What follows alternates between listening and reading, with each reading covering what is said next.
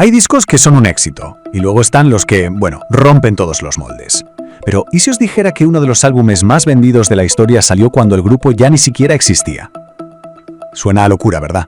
Pues preparaos, porque vamos a desvelar la increíble y, sí, paradójica historia del Greatest Hits de Simon & Garfunkel. Y ojo, antes de meternos en faena, un agradecimiento enorme, pero enorme al blog La Playlist del Yello, porque sin su currazo, esta historia tan genial no habría sido posible. Así que, mil gracias. Vamos a empezar con una cifra que marea un poco. 14 millones. Se dice pronto, ¿eh? Pues esa es la barbaridad de copias que este álbum ha vendido. Y ojo, solo en Estados Unidos. Una auténtica locura que ya nos va diciendo que esto no es un disco cualquiera, para nada. Es que, de hecho, a día de hoy sigue siendo el álbum más vendido de un dúo en toda la historia de Estados Unidos. O sea, ni Hall & Oates, ni los Pet Shop Boys, ni siquiera Daft Punk. Nadie, absolutamente nadie, ha logrado superarles. Y aquí es donde la cosa se pone interesante, el meollo de la cuestión. Si tenían tantísimo éxito, ¿por qué narices este recopilatorio definitivo se publicó 2 años después de que se separaran? Pues vamos a descubrirlo. Para entender todo este lío, lo primero que tenemos que hacer es echar un vistazo al calendario, porque la cronología de este éxito es, como decirlo, una auténtica paradoja. Fijaos bien en las fechas, que aquí está la clave. En 1970, después de sacar esa obra maestra que es Bridge Over Troubled Water, el dúo dice hasta aquí hemos llegado y se separan. Pasan 2 años de silencio total y de repente, zas, el 14 de junio de 1972 aparece este álbum. A ver, ¿qué demonios pasó en medio para que esto ocurriera?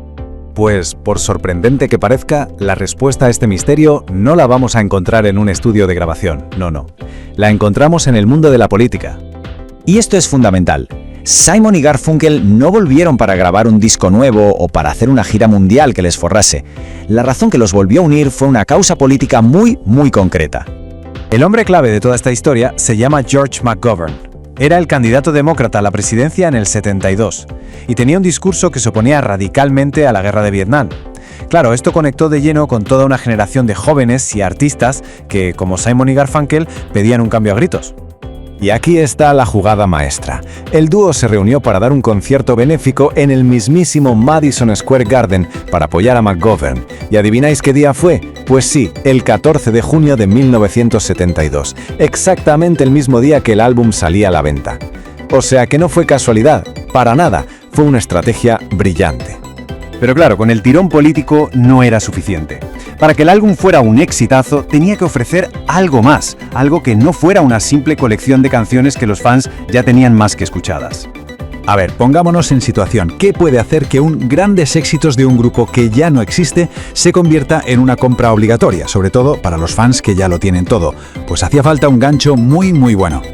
Y ahí estaba el truco, la magia del asunto. Mientras que un recopilatorio normal es, bueno, un corta y pega de singles de estudio, este álbum incluía algo que era oro puro. 4 grabaciones en directo totalmente inéditas. Y claro, eso lo cambiaba absolutamente todo. Pero la genialidad no se quedaba solo ahí. La producción del disco fue una maravilla, estaba pensada al milímetro para crear una experiencia auditiva única. Es que esa mezcla, esa combinación de la perfección del estudio con la energía y la crudeza del directo le daba al álbum una atmósfera completamente nueva. Era casi como escuchar un concierto privado perfecto en el salón de tu casa. Y estas eran las joyas de la corona. 4 de sus canciones más queridas, pero en versiones en vivo que ningún fan había podido conseguir legalmente hasta la fecha. Eran un tesoro para cualquier coleccionista y, desde luego, un motivo de peso para comprar el disco. Y es que los productores se lo curraron de verdad. Fueron más allá y crearon unas transiciones súper fluidas entre las canciones. Por ejemplo, cogieron los aplausos del público al final de la versión en directo de The 59th Street Bridge Song y los fundieron, pero no de cualquier manera, sino a la perfección, con los primeros acordes de la versión de estudio de The Sound of Silence. Esto creaba una sensación de continuidad, de estar escuchando una sola obra, un viaje. Convertía una simple lista de canciones en algo con alma. Y así fue como, con una estrategia de marketing brillante y una producción exquisita, este álbum no solo arrasó en ventas, sino que construyó un legado que, llega hasta nuestros días. Fue esta estrategia tan bien pensada la que convirtió lo que podría haber sido un simple recopilatorio en todo un fenómeno mundial. La mezcla de exclusividad, una producción súper cuidada y el empujón del momento político fue la fórmula del éxito. Y los números, pues no mienten. El disco lo petó en todo el mundo, número 5 en Estados Unidos, número 2 en el Reino Unido y hasta número 1 en los Países Bajos. Un fenómeno global en toda regla. Y el reconocimiento no fue solo comercial, ¿qué va? En 2003, la revista Rolling Stone, que no es poca cosa, lo metió en el puesto 293 de su famosísima lista de los 500 mejores álbumes de todos los tiempos, un sello de calidad indiscutible. Entonces, ¿con qué nos quedamos al final?